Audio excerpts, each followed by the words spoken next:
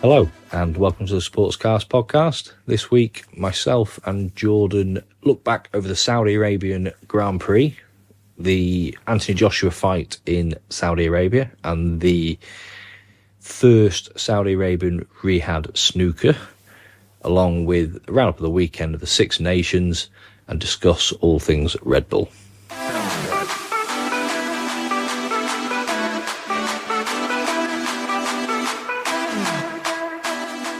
Jordan, how are you? Not bad, thank you. How are you? Yeah, very well, thank you. It's been quite an action-packed week. And Yeah, it has. I think there's sort of loads we could go over, without breaking down every result in the sport. But from a generalist point of view, I think for me the biggest shocks of anything has come from the rugby. Yeah, let's start. We've had, to be fair, we've had all sports this week, and it's been a pretty good kind of headline grabbing kind of event in every sport, mainly the rugby. So yeah, Scotland. To be fair, Scotland. I know you're not big on your rugby in years gone by.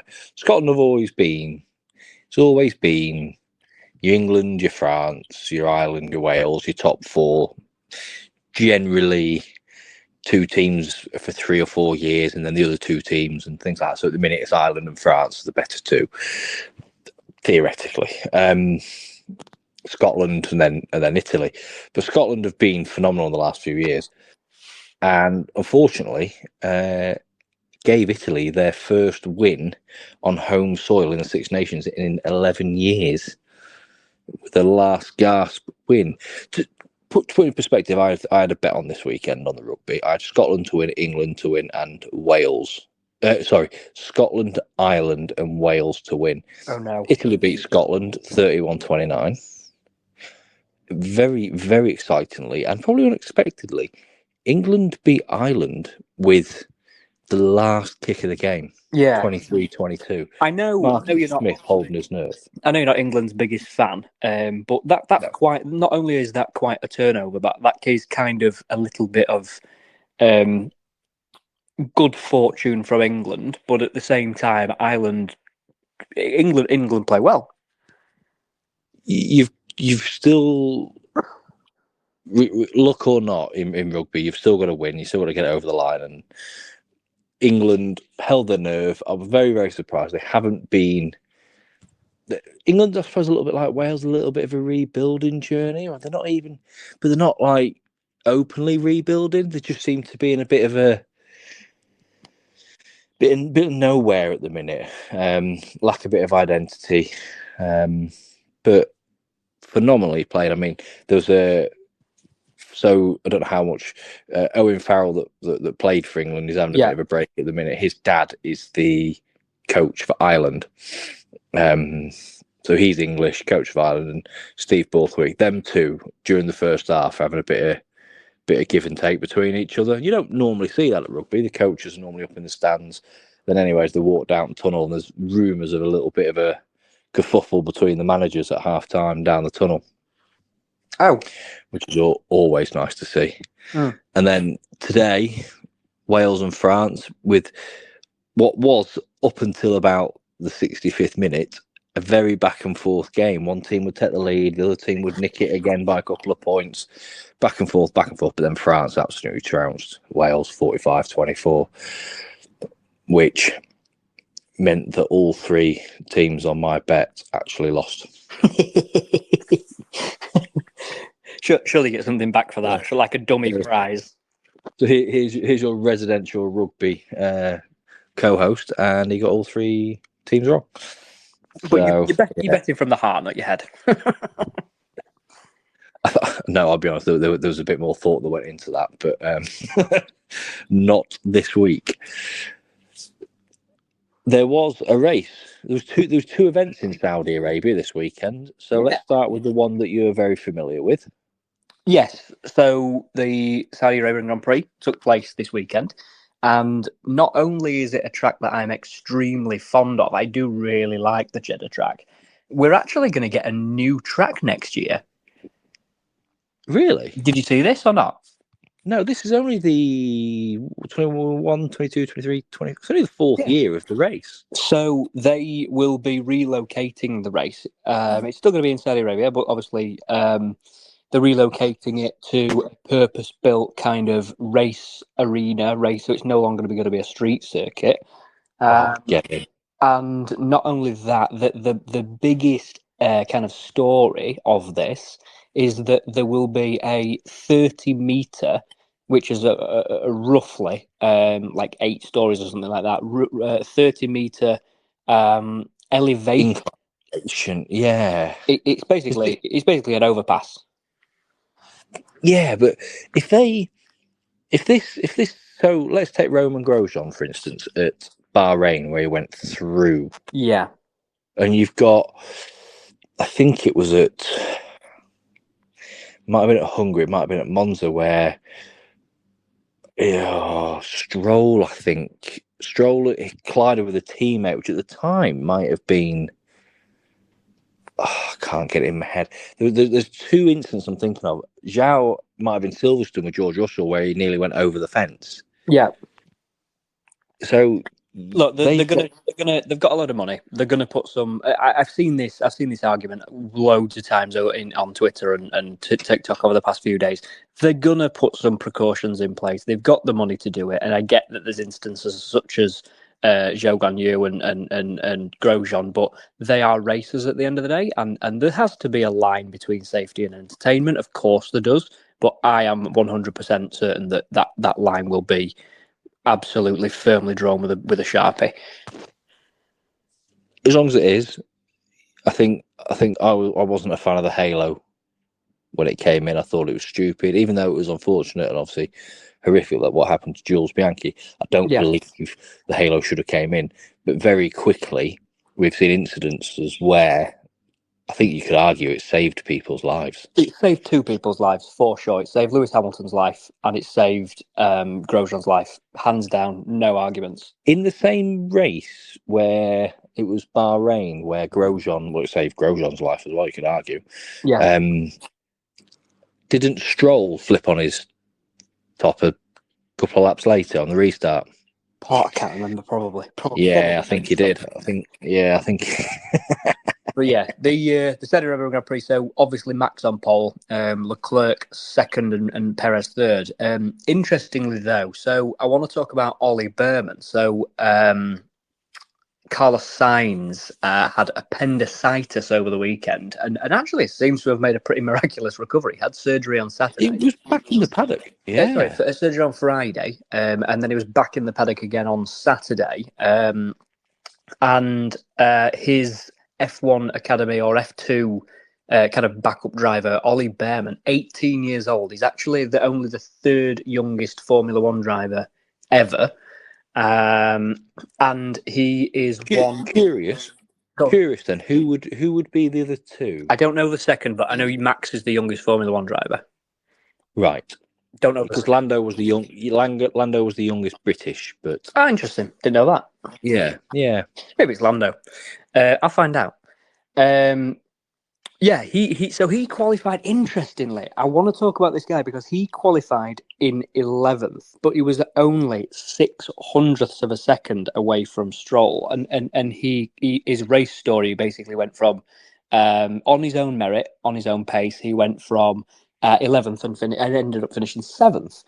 He got driver of the day over 50% of the vote, which is extremely great. I think that is outstanding, and he deserves a huge pat on the back. But in somewhere, that little voice in the back of my head is saying, "What would happen if he would have got through to Q3? Would he have maybe got 6th, 7th on a good run, and then ended up 3rd or 4th?" I think Ferrari had the pace for it, and the thing is, as well, there's a small part of me. I mean, I suppose you couldn't. I was going to say, what would stop Ferrari from keeping him in the car for the rest of the season? Because Sainz isn't there next year, so they're not bothered. Yeah. But you put him in there for the rest of the season, and you take him out and put Lewis in. So exactly, probably it would be a little bit counterproductive. I do know the second youngest person. Oh, go on, hit me. And it is a current driver. I'm gonna let you try and get it. Is it Oscar? No, it can't be. Logan Sargent? No, I don't know. Little Miss Crybaby himself. Stroll. No way. Oh, yeah, I didn't think that. I didn't think. He's been in Formula One for 7 years. So Max was 17 years, 166 days. Lance Stroll's 18 years, 148 days. Oliver Bearman was 18 and 305 days, and Lando Norris was 19 and 124 days. That's absolutely insane. And the stat always blows my mind. It's not really a stat, it's more of a fact, but Alonso was racing when Lance Stroll was still not born. Not even born. Yeah. Well, literally not even born. So, yeah. But yeah. The result, obviously, quite clearly, Max Verstappen, again, controlled the race, well, he didn't even control the race. He just fucked off within the first 3 corners and finished. He was gone. Yeah, he was gone. Ahead of his teammate. Again, Perez putting in solid performances. I think he's safe, personally. And then Leclerc, again, really good performance from Ferrari. Like, I know we're talking about Oliver Bearman finishing 7th, but Leclerc finishing 3rd. Really, really pleased with Piastri. He did a fantastic job of hunting Hamilton over and over again, with a car that is slow on the straights but unbelievable through the high-speed corners. And what can probably be described as the best, in my opinion, kind of example of team play and defensive driving strategy from Kevin Magnussen. Kevin Magnussen, saw his teammate score points for Haas only in the 2nd race of the season. Yeah, I still did see though that it's interesting that Oliver Bearman is going to finish with more points than Haas in the season. You know what? I'd have a fiver on that. Yeah, it really wouldn't surprise me. Yeah, I think as well, the weekend was tarred a little bit around Red Bull. Still, Max basically backing Helmut Marko that saying that he will, if he leaves, he's gone kind of thing. And Helmut Marko, head of the Red Bull driver development program, has just been there from day dot. There's a few rumours flying around that now that he's saying that he will stay, Red Bull are going to make a decision whether they want to keep who they want to keep. So do they keep Horner or do they keep Marko? Well, if they get rid of Marko, Max goes with them. The thing is, I think from the very, very, very, everybody's got an opinion, but from the very outset, Christian Horner, in my opinion, has always been a bit slimy. He's always been a bit cringy. I find him cringy when he talks and when he talks to the media and on Drive to Survive. I just find him generally slimy. And I absolutely 100% believe that he hasn't necessarily done anything wrong illegally. I think it's probably, in a corporate environment, you would probably be questioned and you would probably say, like, you need to wind your neck in a little bit. This is a bit weird, like you're coming on a bit strong kind of thing. But we live in a world and we live in a time where that kind of thing isn't appropriate. And also, and this was an independent internal investigation carried out by a barrister, but to what extent was it independent? And is there more at play in terms of Jos Verstappen and the FIA and Christian Horner and the powers that be? I don't like it. I want to focus on the racing, but at the same time, a woman has potentially been on the receiving end of something inappropriate, and that needs to be dealt with. And Christian Horner, if he needs to go, he needs to go. It's as simple as that. Yeah, I'd agree with that. I don't think she's innocent because she could have just not kept replying. But agree.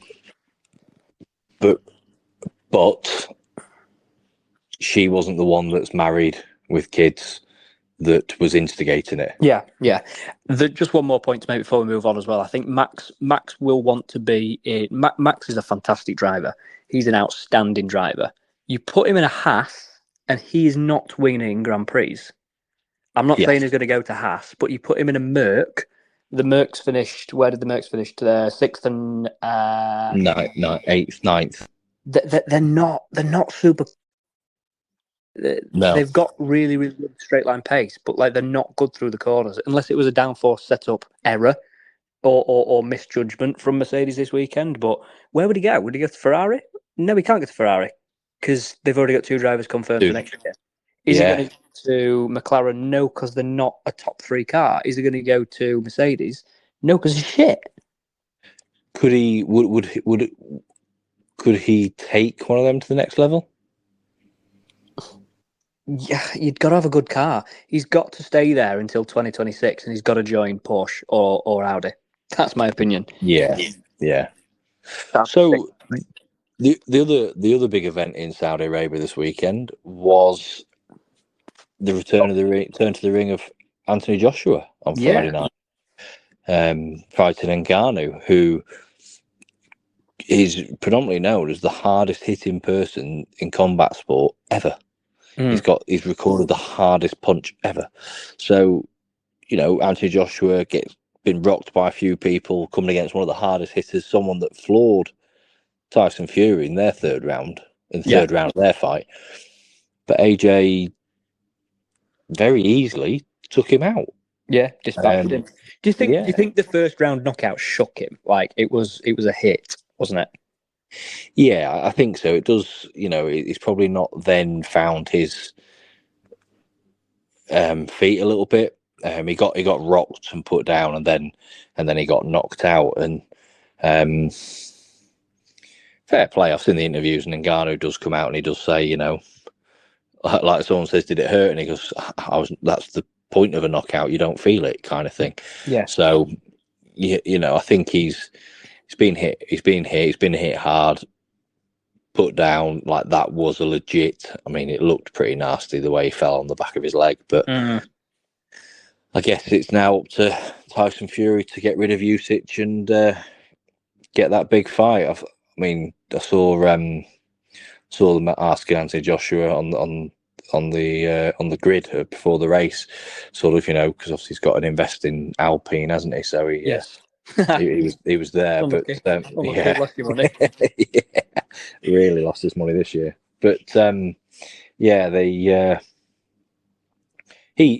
gave it the usual. I'll fight him anytime, anywhere in his backyard. I'm not bothered, but I'll be amazed still to this day if that fight goes ahead. Yeah, in your opinion, it's my kind of fluffy non-boxing opinion, but know enough to get by. He's kind of, Anthony Joshua, I'm talking, has kind of dodged big fights in recent years, and he seems to have fought, no disrespect to the people that he has fought, but he hasn't fought people that you think this is going to be a good fight. This is going to be close. This might go to the full round. This might. Early doors, he did, and he fought the people he needed to fight at the time. So he fought Dillian White. Sort of, he had the British heavyweights at the time, and then he won. He had a title fight against Charles Martin, an American guy, which he got rid of. That were a bit comical. And then he fought Dominic Breazeale, who again, another decent fighter coming out of America. Just got rid of him after. Took him a bit longer, but and then he fought Eric Molina, who tricky Cuban fighter or Mexican American, but he says he's 41, but he's not. He's a bit older, I think. He's but again, he went. Then he fought Vladimir Klitschko. Again though, Klitschko. Do you know what Klitschko does now? He's the equivalent of an MP, isn't he? He's the mayor of Kyiv. Yeah. So he's held that for quite a while. That title. Yeah. But then he fought Parker, Povetkin, and then he got found out and he lost to Ruiz, beat Ruiz, lost to Usyk. They're fights that he probably should be winning. Yeah. What did you think to the atmosphere on the night last night. Friday night on the fight. Friday night. They're not bothered. They're not bothered. No, they kind of had. It's kind of like Inter Miami kind of esque when it was all around the hype around that. It is fashionable to be seen at these events, whether you like boxing or not. And I just noticed like these ringside seats potentially go for like hundreds of thousands for some fights. And they were occupied by, I assume, Saudis, prominent Saudis, prime ministers, princes, that kind of thing. When he got knocked out, like they just sat down. They didn't. Nobody seemed to react or anything like that. And obviously the stadium was dark, or the arena was dark. There just didn't seem to be that kind of like hype. And it just struck me that it was a fashion event. So Saudi Arabia's got involved in snooker, and the tournament was over the last sort of 2 weeks. The final was midweek. Ronnie O'Sullivan beat Luca Brecel in the final. Do you know what the prize money was for that, out of interest? 250,000. Oh, did he say next year it'd be $1 million? I'll come to that in a minute. Okay. So currently, the UK Open and the big ones are 100,000. The world's $500,000. So this is the first year become the highest paying. the second highest paying event on tour. Yeah. What they have done this year is so you have a 147, the maximum break, and most places is 5 to 10 year, £5,000 to £10,000 prize pot reward. Yeah. With the world's is 147,000. So this time, what they've done is they've introduced, a bit gimmicky, they've introduced the Golden Bull, which makes the highest break. It's an extra 20 points. So they've made it so there's 167. So you can hit 167, not 147. Yeah.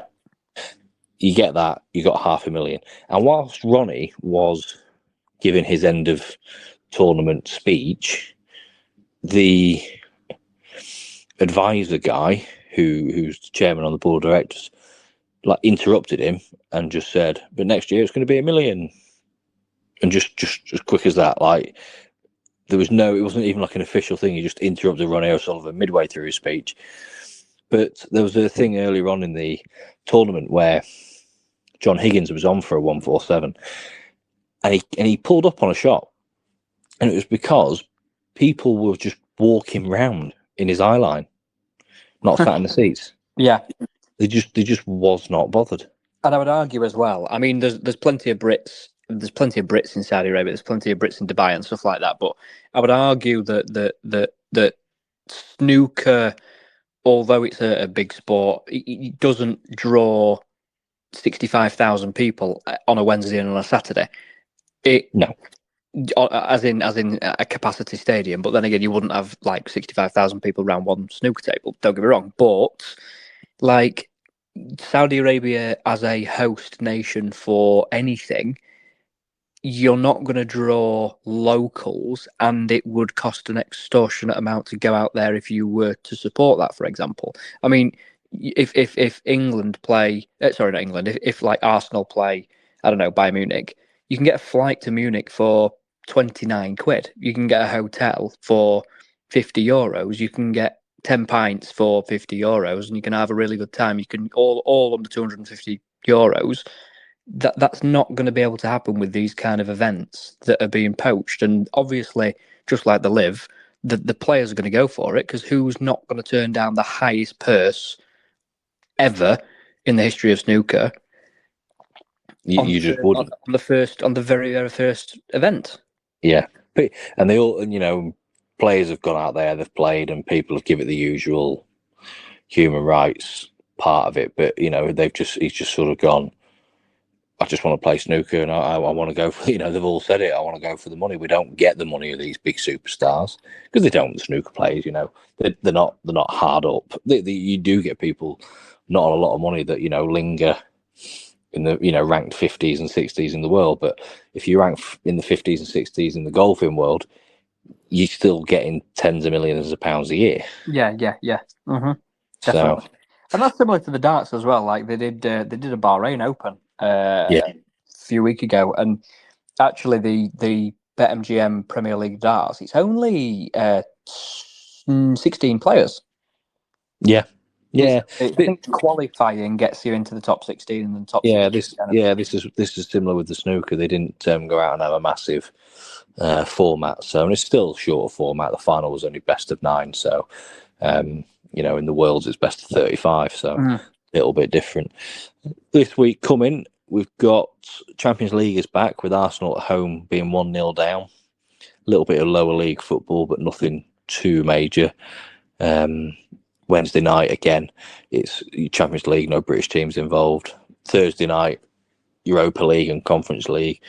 Rangers, Brighton are there. I mean, they've got a 4-0 deficit to overcome at home to Roma. And Liverpool at home, 5-1 aggregate against Sparta Prague. And Ajax are at home. Aston Villa at home to Ajax as well. So I always enjoy round 2, second rounds, because despite whatever the score is, you always seem to have the tendency to go a little bit softer in the first round, but the second round, especially if the team up, like Man City versus Copenhagen, for example, they've got just so much more freedom. They've got no pressure, no stress. Whereas the opposing team is obviously down. They need to go for it. So actually, I actually prefer watching and following the second round of these leagues. Never conservative. Always go for it. Yeah. And then next weekend is also the final of the Six Nations: Wales, Italy, Ireland, Scotland, France, England. And on the Sunday, it's Man United versus Liverpool. So that should be a bit of a spicy one at Old Trafford. So, how did you see Liverpool? 1-1. Yeah. It's a boring result.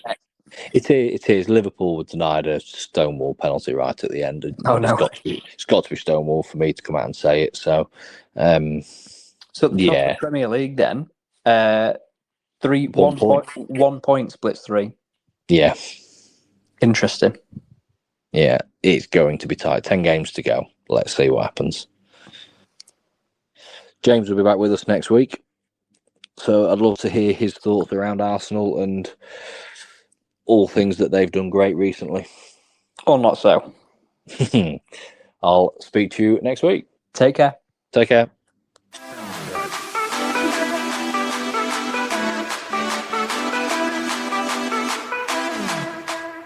Thanks for joining us this week on the Sportscast podcast.